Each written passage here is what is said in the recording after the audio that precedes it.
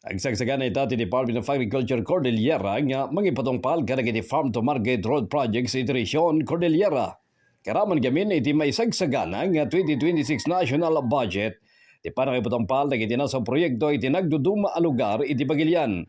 Imuna na kinunan ni Agriculture Secretary Francisco Chu Laurel Jr.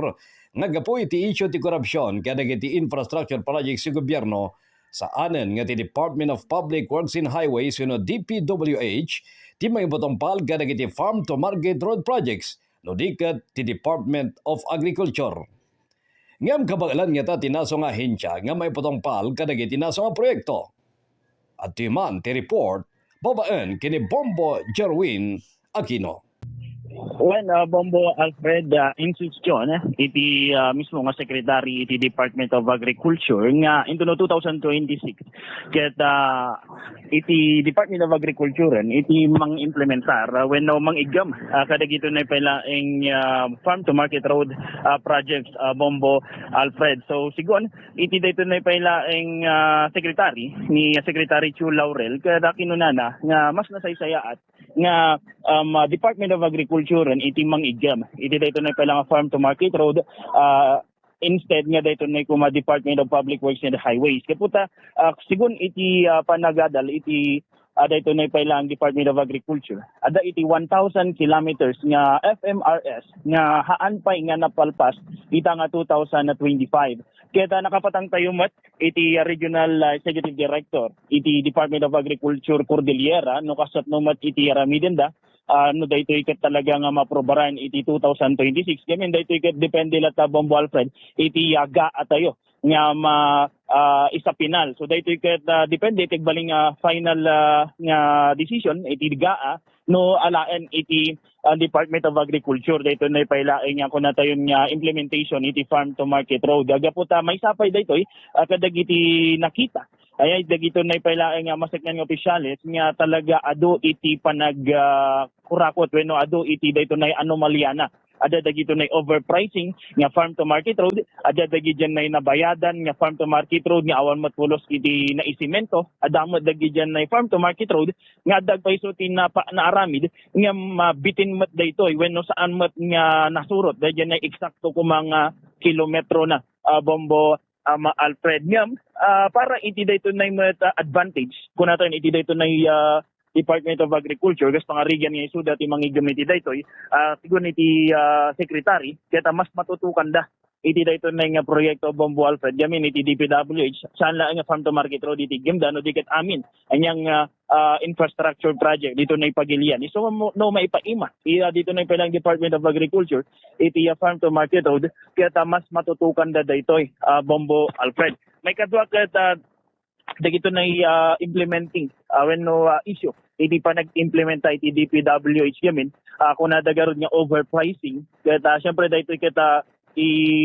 ikarkarimat iti Department of Agriculture no isuda iti mangigam iti dayto kaya mas maiwasan iti dayto na pailang overpricing kan anomalya kadagito na pa nang implement Bombo Alfred. So apaman nga inaklon iti Department of Agriculture Cordillera babaan kini Regional Executive Director Attorney Jenny Lindawayan nga agkasapulan da nga talaga iti kanayunan nga tao Bombo Alfred. Siyempre dagiti RTDA dagiti ket agriculturist sandamat nga inhinyero iso nga most probably kung nadag hire da when nagkasapulan da talaga kadagiti mawawagan na niya nga the farm to market road watch task force Bombo Alfred. At man iti pasati pa narita ni Regional Executive Director Attorney Jenny Lindawayan ti Department of Agriculture Cordillera.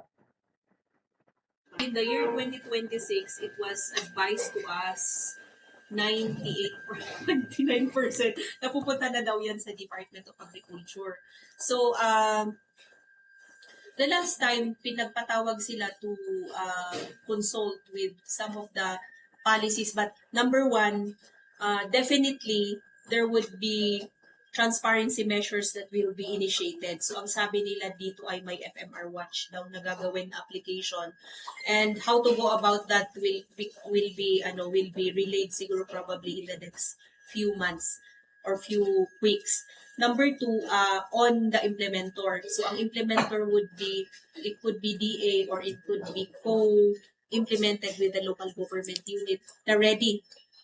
Number 3 is the creation of parang third-party monitoring team, but the details of that wala pa siya. So kasi proposal pa lang yun, but definitely there are measures to be initiated in the special provision of the GAA. Yun yung sinasabi sa amin na wino-work out ngayon. But wala pa kong final. Kasi syempre, we can only say that it's final when it's there in the gaana, yung mga provisions na yun.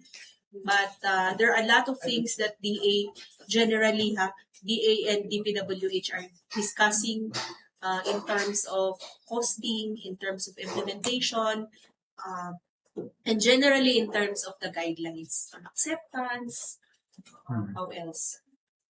But we have a division, and when it is called upon to, implement, wala tayong choice, di ba? Talagang kakayanin natin.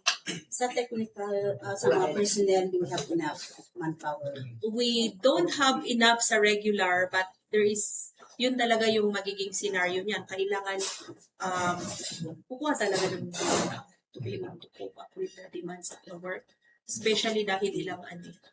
And if it's increasing because the funds were doubled because of the transfer of some of the government projects to FMR, then definitely it will need a lot of adjustments.